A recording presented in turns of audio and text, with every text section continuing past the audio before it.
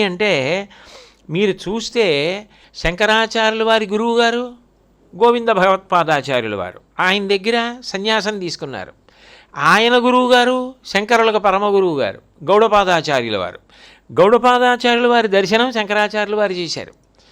గౌడపాదాచార్యుల వారి గురువు గారు పరమేష్ఠి గురువు గారు శుకబ్రహ్మ దర్శనం చేశారు. కాబట్టి పరమేష్ఠి గురువు.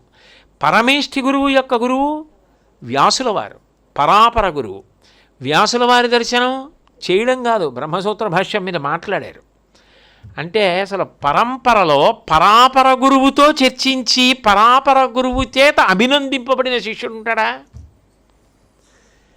అంటే శంకరాచార్యుల వారి యొక్క ప్రజ్ఞా విశేషాల్ని గురువు ఒక్కరు కాదు పెంచుకోవడం. గురువు, పరమగురువు, పరమేష్ఠి గురువు, పరాపర గురువు. వాళ్ళెవరో 3 శ్లోకాలో ఓ ప్రాంతీయ భాషలో మాట్లాడడమో చేసిన వాళ్ళు గారు వాళ్ళందరూ ఎవరంటే యావత్ భారతదేశానికి చెందినవారు.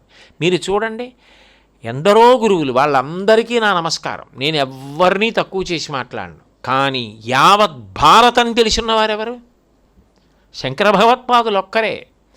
యావత్ భారతదేశంలో పూజింపబడేవారు. మీరు కేదారు వెళ్ళండి, ఈశాన్య భాగానికి వెళ్ళండి, దక్షిణ భాగానికి వెళ్ళండి, కేరళ చిట్ట చివర కాలడి అగ్రహారం దగ్గర నుంచి హిమవత్ పర్వతం వరకు, సర్వజ్ఞపీఠం వరకు శంకరాచార్యుల వారు వెళ్ళినవే ఆయన పెట్టిన శంకరమఠాలు, ఆయన పెట్టిన పీఠాలు.